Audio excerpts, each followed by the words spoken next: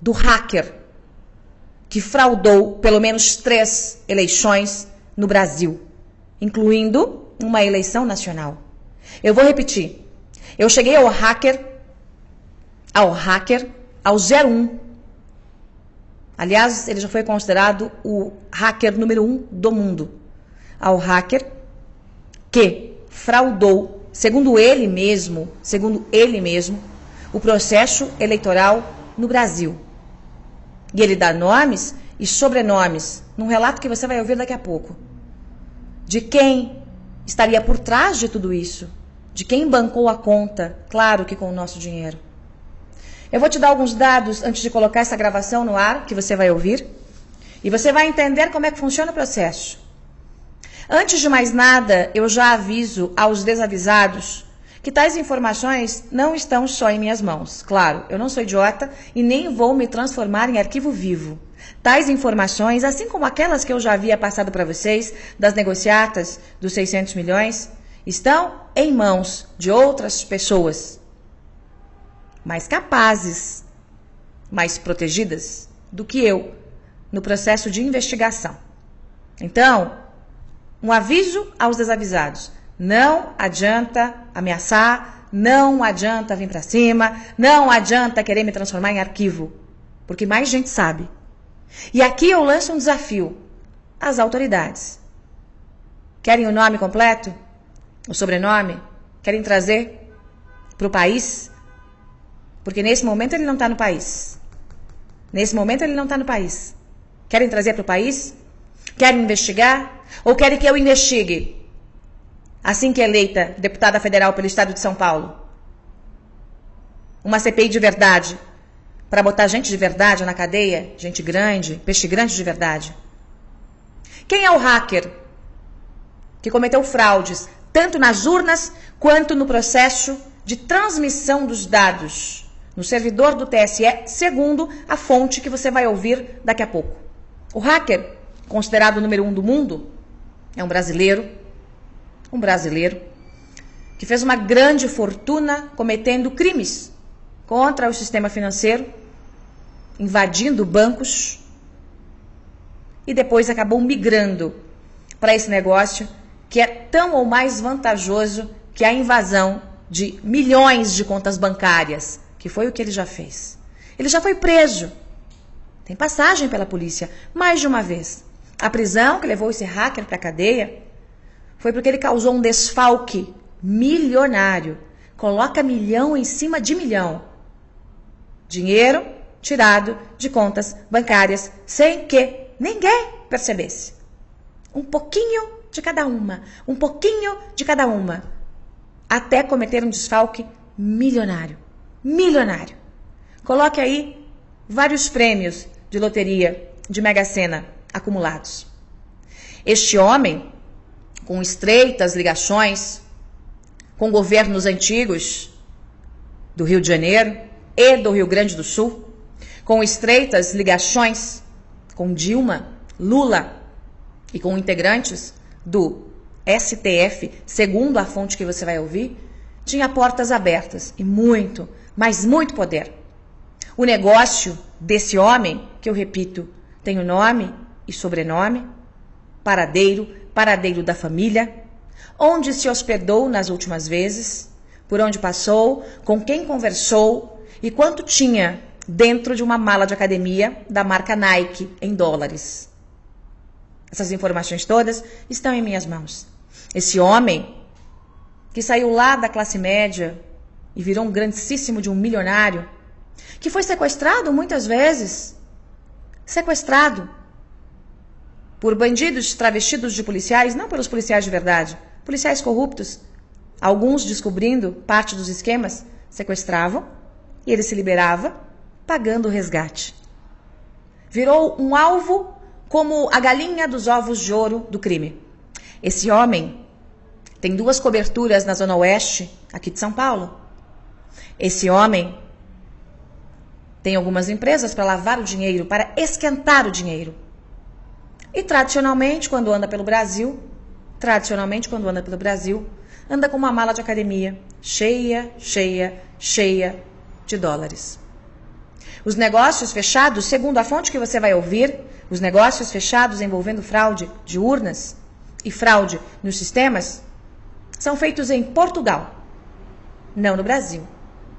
As negociatas todas, não só essas, tá? Não só essas, envolvendo a fraude no sistema de eleições, como outras negociatas envolvendo portos e outras tantas negociatas envolvendo o antigo governo federal, acontecem e, segundo ele, figuras do altíssimo escalão, do mais alto escalão do poder judiciário desse país, acontecem em Portugal. É um brasileiro que se esconde lá para fazer as negociatas. O número 1 do mundo. O homem que anda por hotéis de luxo em São Paulo e que tem um time de hackers. Não é só ele. Alguns integrantes deste bando, deste hacker 01 do mundo, alguns integrantes já não estão aqui para contar a história. Entre eles um jovem que foi executado no Rio de Janeiro, porque abriu a boca. Ele participou de um outro processo de fraude. Não o processo que eu vou detalhar para você agora. Ele participou de uma coisa chamada leilão de urnas. Em que nos governos do Rio de Janeiro, quem pagava mais levava a eleição. No leilão de urnas. O hacker que abriu a boca não está mais aqui para contar a história. Um jovem foi morto. Executado. Arquivo queimado. Absolutamente queimado. Este hacker é um homem que fez muitos negócios com os governos Dilma e Lula. E que, no ano passado, encontrou com esta fonte que você vai ouvir aqui, também um hacker. Também um homem que entende de tecnologia. Também um homem que já fez negócios com o hacker número 1 do mundo, o fraudador de eleições. E nesse encontro, ele detalhou como eram as conversas com o alto escalão do poder político, com um ministro do Supremo, que também passou pelo TSE. Essas conversas fora do Brasil, repito, como eram essas conversas, como eram as negociações. E disse que estava bastante tenso, porque estava cansado de fazer tais fraudes. Mas que a encomenda já estava feita, agora para 2018. Você vai ouvir alguns detalhes da conversa. O nome da fonte, obviamente, será protegido. Por quê? Porque ele, a partir do nome, a partir do momento em que é revelado o nome, vira alvo. Vira alvo. Então, sob o juramento de resguardar o sigilo de fonte, eu vou colocar para você aqui a conversa com este hacker que me entregou quem é o hacker fraudador do sistema. E como o sistema poderia ou poderá, a depender da nossa vigilância, ser fraudado. Através de uma coisa chamada alteração de rotina. Para você que não é do meio de TI, como eu não sou, e pedi para que me explicasse o que é alteração de rotina. É uma espécie de um programinha colocado no servidor do TSE, que pode fazer qualquer coisa, absolutamente qualquer coisa, desde que a porta seja aberta de dentro para fora, desde que alguém dentro da corte abra essa porta. O nome do hacker número 1 do mundo também será mantido aqui sob sigilo. Para as autoridades está disponível. Por quê? Porque também, a partir do momento em que o nome está exposto, ele torna-se um alvo. Eu vou colocar para você um trecho de uma longa conversa que eu tive em relação a esse assunto. Preste atenção nos detalhes que ele conta em relação ao processo, como a fraude pode ser feita, qual é a vulnerabilidade, o que o hacker que garante que fez a fraude fez, com quem ele conversou, qual seria o esquema para essa eleição. Preste bem atenção. E depois eu vou trazer para você quais são as possibilidades de nós nos protegermos nessa eleição, em que todo o povo de bem quer um presidente fora desses esquemas, inclusive desses de compra de urna, em que todos os bandidos, crápulas ligados às fraudes estão com o crime organizado e contra o Jair Messias Bolsonaro. Preste atenção no que diz o hacker que entregou o número 1 do mundo, segundo minha fonte, o fraudador do sistema eleitoral.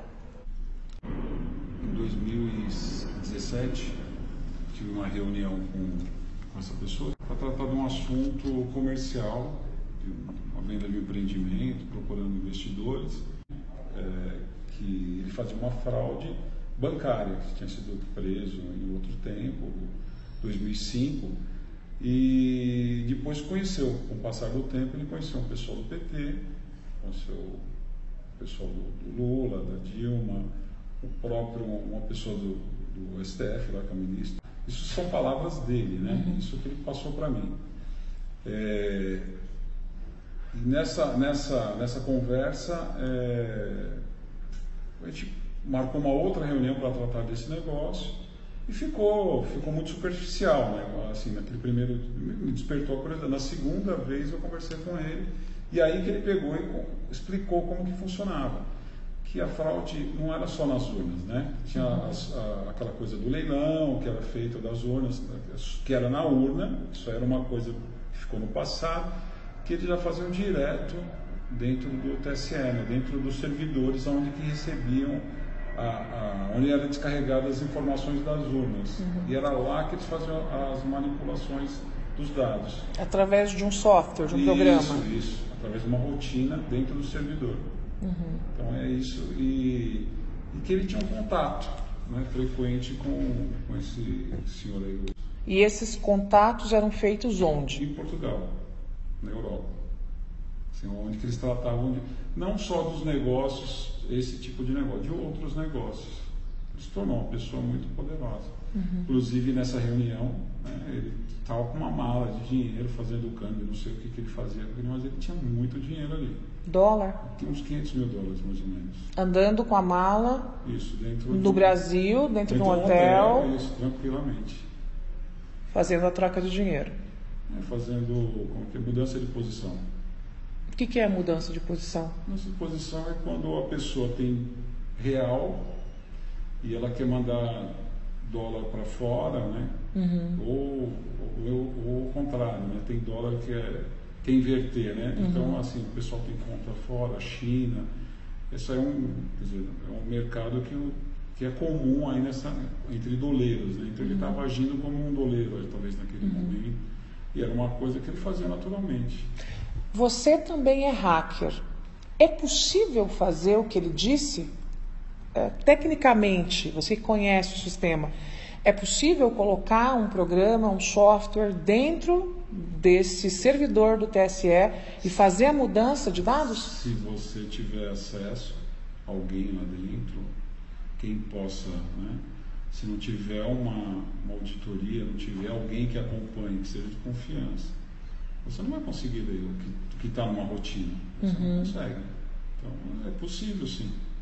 E essa rotina, esse programa pode fazer qualquer coisa. Quer dizer, tirar voto de A e colocar em B, tirar de C e colocar em D, dividir, a cada 10 votos por o candidato João das Couves, 5 vai para o outro candidato. Pode. É difícil fazer isso? Olha, se você tiver o acesso, não é difícil não, é muito simples, é fácil. Então depende de alguém dentro do TSE. Alguém lá de dentro tem que saber. Tem que saber, alguém tem que permitir. Tem que abrir a porta. Isso, sempre é assim, senão não funciona.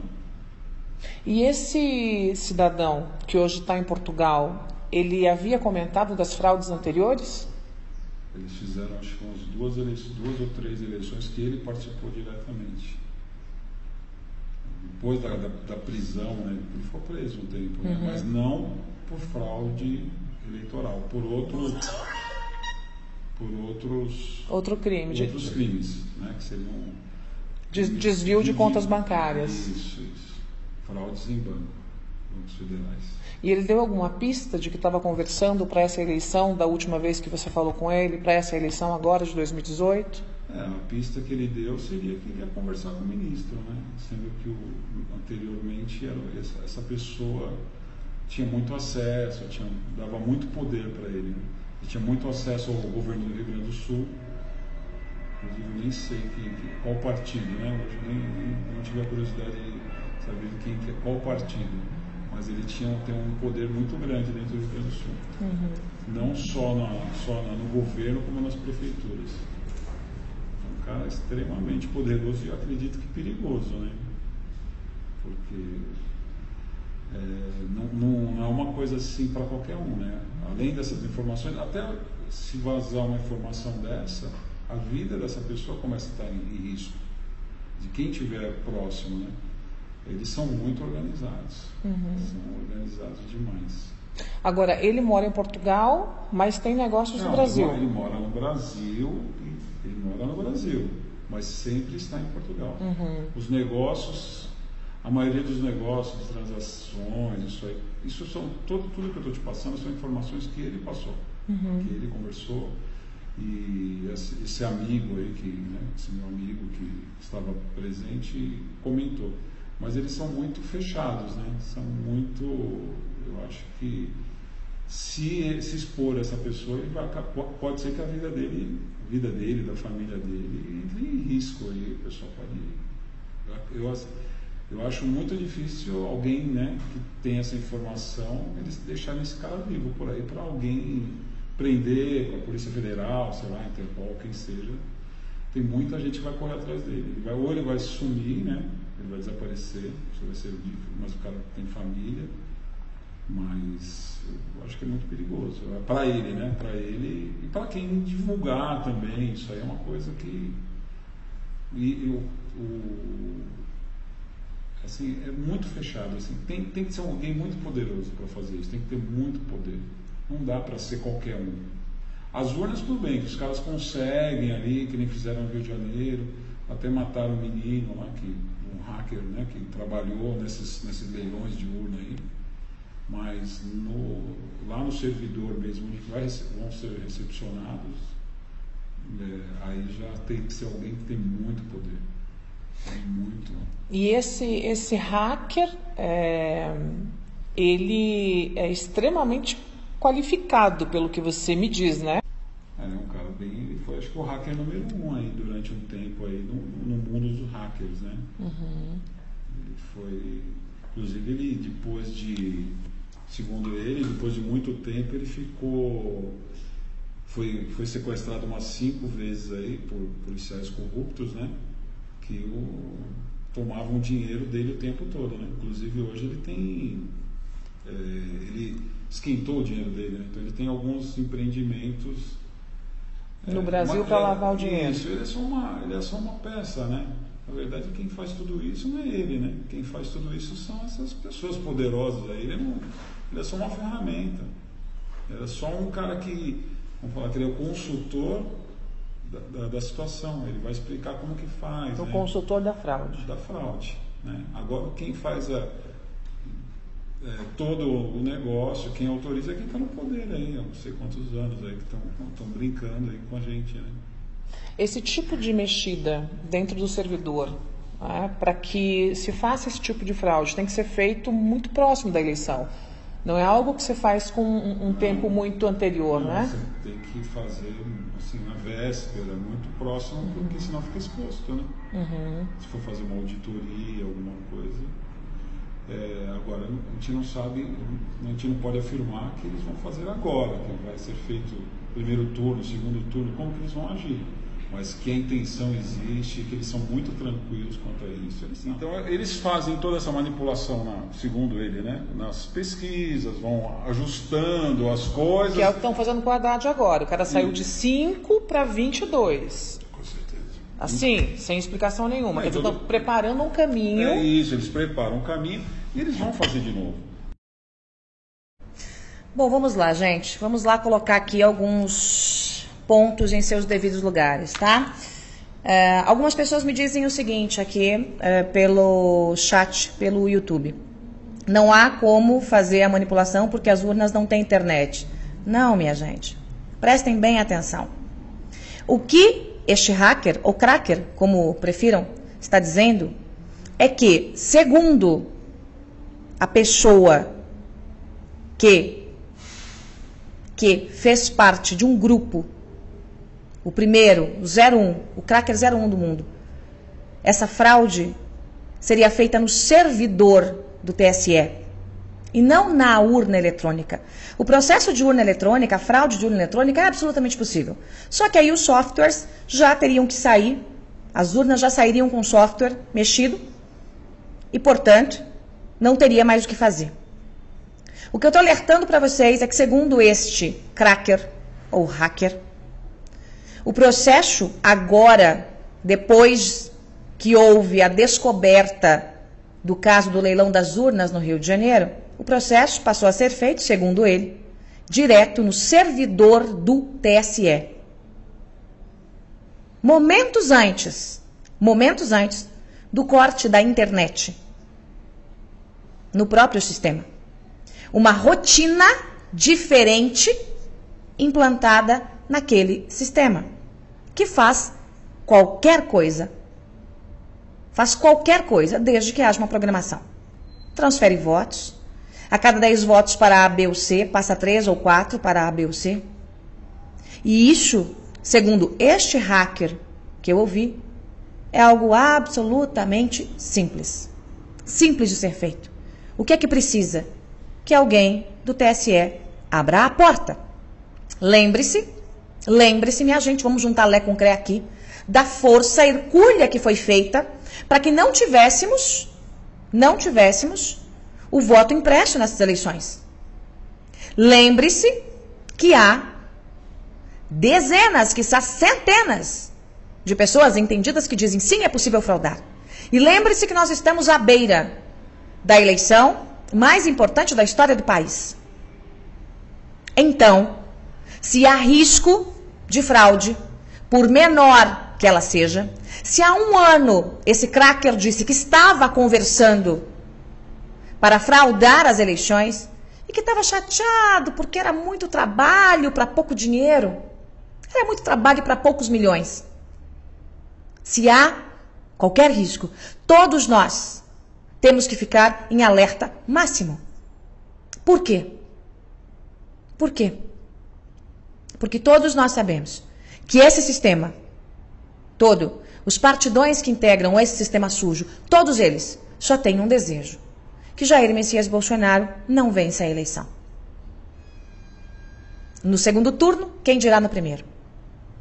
Então, se há a possibilidade de fraude, e segundo este hacker, que conhece, ouviu, fez negócios com o tal cracker, se há essa possibilidade, todos nós temos que ficar absolutamente alertas.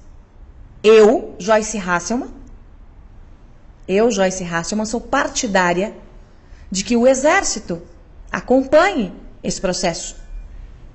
Que a rotina seja impressa, entregue nas mãos de profissionais de TI do Exército. Que haja uma verificação para saber se não há um vírus escondido no sistema horas antes da apuração começar.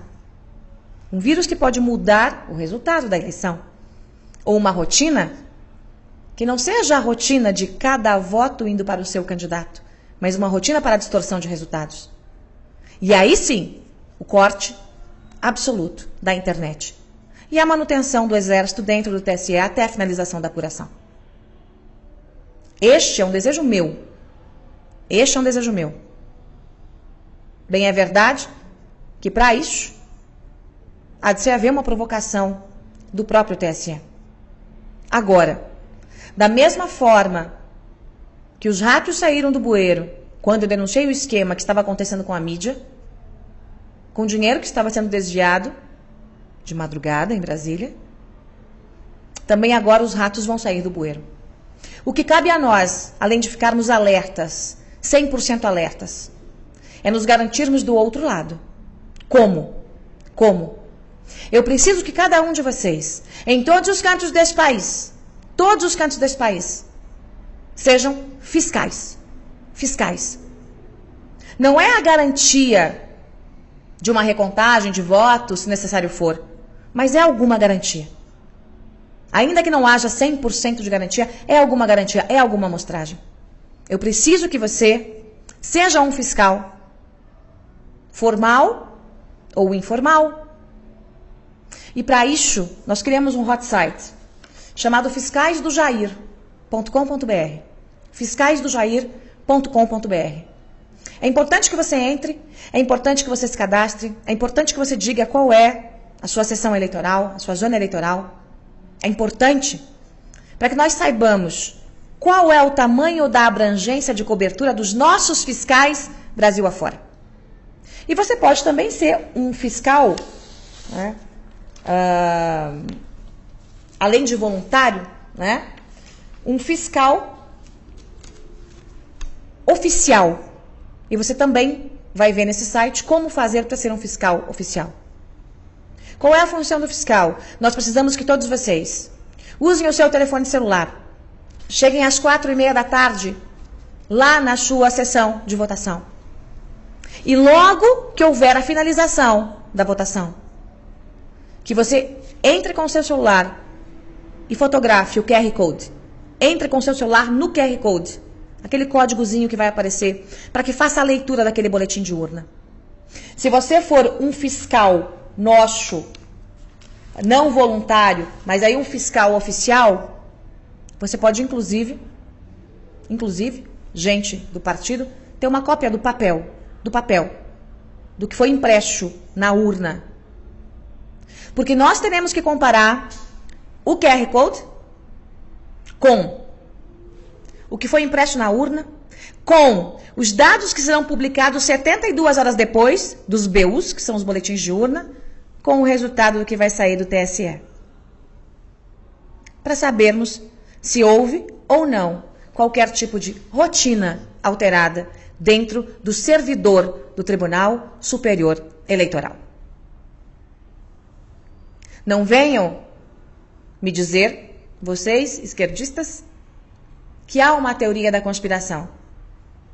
Porque essa história, essa dúvida, é antiga. Quanta gente já investigou? Lembra-se, na eleição passada? Quantos já disseram, sim, é possível fraudar? Quantos crackers já mostraram que conseguem fraudar? Mas ninguém conseguia chegar àquele grupo que mexeu, segundo a informação do próprio grupo, que mexeu dentro do sistema no TSE. A informação é grave, é importante, e eu não vou ficar de braços cruzados. Eu lembro, outras pessoas sabem disso, inclusive uma pessoa dentro de uma grande redação em São Paulo. Porque as informações foram entregues a ela, também como garantia. As informações são importantes e nós não vamos permitir, eu não vou permitir, e pessoas de bem não vão permitir qualquer tipo de fraude ou manipulação nessa eleição. Eu sei que é o desejo de vocês. Não vamos permitir manipulação na eleição presidencial. Eu não sou candidata a presidente, eu sou candidata a deputada federal pelo estado de São Paulo. Meu número é 1771, mas eu sou candidata ao lado de um homem que é rejeitado, temido por esse sistema todo de fraudes e corrupção. Isso vai acabar. Isso vai acabar. Quando eu chegar lá no Congresso, aguarde. Aguarde. Porque uma CPI de verdade vai acontecer. E eu tô vendo que tem gente que tem a mais alta caneta dentro da mais alta corte do Poder Judiciário desse país, que pode sair algemado. Pode sair algemado de dentro da corte maior do nosso país. A informação é gravíssima. Portanto, todos nós temos que ficar em alerta máximo a partir de agora. Em alerta máximo. Em alerta máximo. Para impedir qualquer fraude na eleição. Lembro, se houve qualquer tipo de fraude na urna, já era. Já era. Porque as urnas foram entregues nas zonas de votação há muito tempo. Eu estou falando agora de uma fraude, de uma manipulação no servidor do TSE. É isso, minha gente. Espalhe, espalhe, espalhe, espalhe, curta para que esse vídeo chegue ao maior número de pessoas. E todos nós, temos que ficar agora em alerta para que os ratos não tenham coragem de seguir em frente com qualquer tentativa de fraude nas eleições de 2018. Esse Brasil vai mudar, querendo vocês ou não. E esse vocês ou não, eu me refiro a esses canalhas que dominaram o nosso país por tanto tempo. E que tem muito dinheiro, não para comprar uma eleição, para comprar um país. São muitos e muitos milhões. Aliás, esse cracker detalhou para mim como é que o dinheiro entra de volta no Brasil. Como é que essa gente está trazendo o dinheiro de volta, dinheiro roubado do povo, roubado da Petrobras, roubado de estatais, dinheiro de negociatas. Como é que o dinheiro está entrando? Qual é o caminho que o dinheiro faz? As informações, repito, estão à disposição das autoridades. É isso, minha gente. Ótima noite a todos. Vou ficando por aqui. Amanhã, que é o último dia de campanha, eu tenho uma longa agenda, mas um jornal especial para vocês de eleição, onde eu vou falar para você que está indeciso quais são os nomes dos candidatos que eu referendo Brasil afora. Quais são os nomes dos candidatos que eu referendo Brasil afora. E também você vai acompanhar como foi emocionante essa campanha eleitoral ao lado do Jair Messias Bolsonaro. Estamos na reta final, minha gente. Falta muito pouco. Falta você conseguir mais um voto para o Jair, mais um voto para mim, para a gente mudar esse Brasil. Obrigada pela companhia de todos. Boa noite.